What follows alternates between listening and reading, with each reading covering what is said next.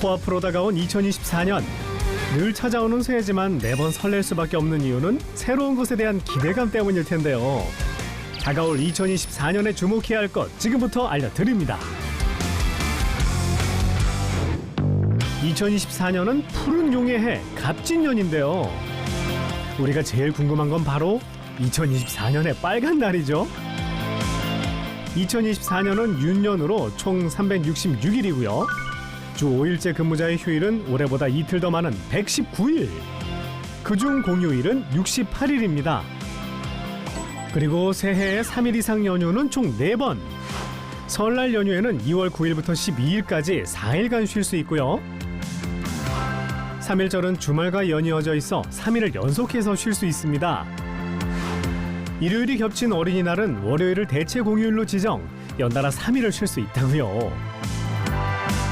그리고 2024년 최고의 황금 연휴는 바로 추석.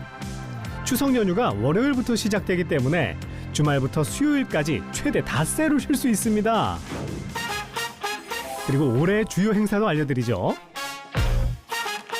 4월 10일엔 제22대 국회의원 선거가 있는데요. 모두들 투표하는 거 잊지 마시고요. 또 7월엔 하계올림픽이 프랑스 파리에서 개최됩니다. 1924년 파리올림픽 이후 딱 100년 만. 특히 이번에 새롭게 채택된 종목이 있는데요. 이 픽토그램이 힌트입니다. 그래서 정답을 찾기 위해 찾아간 곳. 여기 뭐하는... 오호, 이거 그거잖아요. 브레이킹. 오, 현란한데요? 그런데 여기 왠지 여유로워 보이는 무브를 보여주고 있는 이 사람 누구시죠? 안녕하세요. 브레이킹 국가대표로 활동하고 있는 윙이라고 합니다. 브레이킹 국가대표 김헌우 선수. 파리올림픽에서 처음 정식 종목으로 채택된 브레이킹. 픽토그램만 봐도 그저 브레이킹이죠 이게.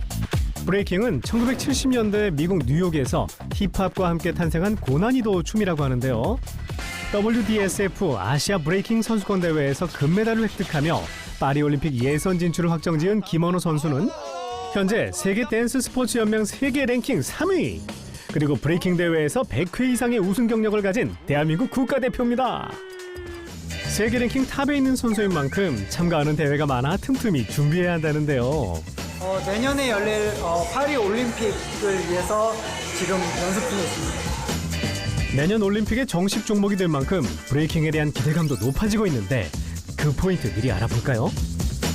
저희들은 서서 춤을 추는 동작을 탑락이라고 말하거든요. 탑락. 그리고 이제 아래서 플로우에서 춤을 추는 저희 동작을 다운락. 스핀, 빙글빙글 도는 동작을 많이 구사를 합니다. 그런 동작을 파워무브라고 일컫고, 그리고 멈춤 동작, 시간을 멈춘 동작을 하는 것을 프리즈라고 말합니다.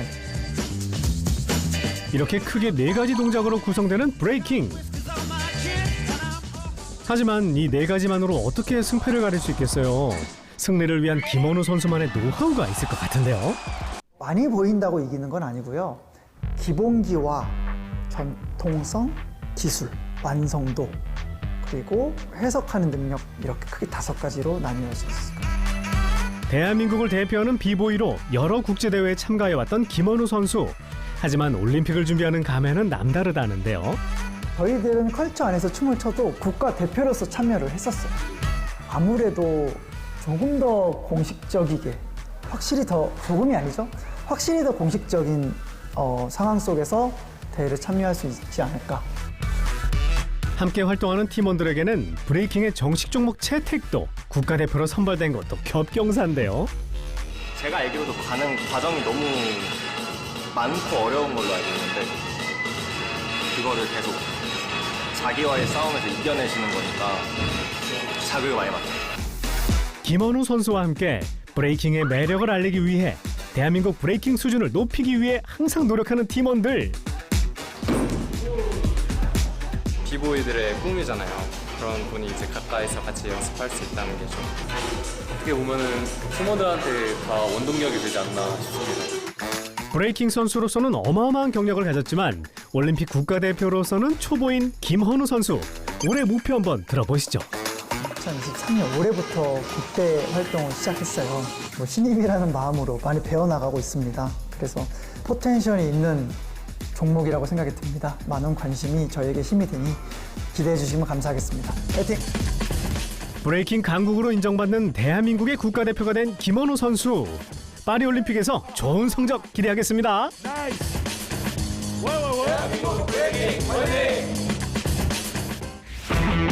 점점 심각해지는 기후위기로 인해 2030년엔 북극의 빙하가 소멸할 수도 있답니다. 이러한 기후위기를 막기 위해 우리가 실천할 수 있는 건 바로 대중교통을 이용하는 건데요. 여러분, 2024년엔 이 카드를 주목해주세요. 평소에 다양한 대중교통을 이용하며 출퇴근을 하고 있다는 24살 직장인 김다혜 씨. 제가 집은 신논현에 있는데 회사가 마곡에 있어서 거의 매일 지하철 타고 출근하는 편입니다. 자, 다혜 씨의 출근길을 따라가 보니 먼저 지하철 9호선을 타고 신논현역에서 염창역까지 이동하고요. 염창역에서 다시 버스로 갈아탑니다. 버스로 환승해 6개 역을 더 이동하면 이제 고지가 보이나요? 하차입니다. 하차했으니 이제 회사에 도착하는 건가 싶었는데 자전거를 빌립니다. 저기 회사 가는 거 아니었나요? 갑자기 자전거는 왜... 버스에서 내려서 회사까지 걸어가기가 조금 애매한 거리라서 자전거를 자주 이용하고 있어요. 출근하면서 운동하면 얼마나 좋게요. 열심히 따릉이를 타고 출근하는 다혜 씨. K직장인 힘들다 힘들어. 드디어 회사 도착. 자, 그럼 오늘 출근길 교통비 정산 한번 해볼까요? 지하철, 버스, 따릉이까지 출근길 교통비만 2,500원. 이렇게 한 달을 단순 계산해봐도 벌써 10만 원. 버스도 타고 지하철도 타고 이제 자전거까지 타다 보니까 남들보다 좀 많이 나오는 편 같은데 한 7만 원 이상은 이렇게 쉽게 나오는 것 같아요.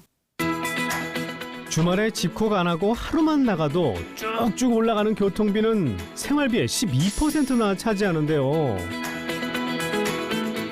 아무래도 부담스럽죠. 저는 사회초년생이다 보니까 7만 원이라는 금액이 아무래도 작은 금액은 아니어서 좀 줄이면 좋겠다라는 생각을 자주 하는 편이죠. 전국 최초로 시행합니다. 2024년 1월 27일부터 월 62,000원에 서울 권역 내 모든 대중교통 무제한 이용이 가능한 기후동행 카드. 기후위기에 대응하기 위해서는 대중교통 이용이 활성화돼야 됩니다. 그러나 단순한 할인 요금만 적용하게 되면 대중교통으로 이용하는 데 한계가 있어요. 무제한을 요금제를 적용하게 되면 승용차를 타는 사람들이 대중교통으로 전환될 것이다. 기후동행 카드를 통해 승용차 12,000대 정도가 대중교통 이용으로 전환될 것이라 추산하고요. 이 수치는 소나무 480만 그루를 심는 효과가 있다고 합니다. 기후위기에 대응하고 시민들의 편의까지 잡기 위해 출시된 기후동행 카드. 지하철과 버스만 이용하면 월 62,000원, 따릉이까지 이용하면 월 65,000원이랍니다. 지금은 서울 권역만 가능하지만 점점 지역을 넓혀갈 계획이라고 하는데요. 4월에는 인천과 김포에서 참여하는 것으로 MOU를 체결했고요. 그 다른 지역들도 계속 협의를 해서 수도권 주민들이 편리하게 이용할 수 있도록 계속 확대를 해 나가겠습니다. 자, 이번엔 또 다른 대중교통 얘기입니다. 야근이나 회식 등으로 늦은 시간 귀가할 때 종종 이용하게 되는 심야 버스. 그런데 좀 기대도 많이 되고 궁금하기도 하고 그런 것 같아요. 안전할지 어떨지 모르겠는데 근데 천천히 달린다고 하니까 재밌을 것 같아요. 사람들의 호기심을 유발하는 버스가 있다? 일단 요금은 공짜? 모니터를 보는 수상한 사람도 있고요. 기사님은 갑자기 운전대를 놓고 머리 위로 하트를? 아니, 이 버스 도대체 뭐예요? 궁금하니까 우리 일단 타보죠. 그런데 그때 네, 저희 일반 버스가 아니라 자율주행 버스여서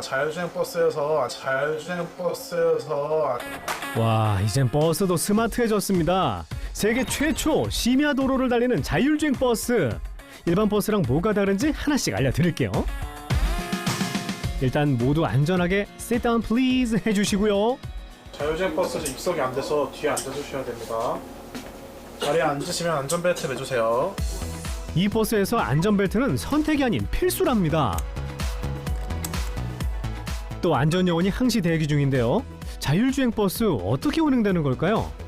자율주행 크게 인지, 치기, 판단, 제어 4가지로 나눌 수가 있는데요. 그 중에서도 사람의 눈에 해당하는 각종 센서들이 유기적으로 잘 동작하고 있는지 확인하고 있습니다. 자율주행 버스 곳곳에 위치한 센서들, 그 덕분에 안전하게 자율주행이 가능하다는데요.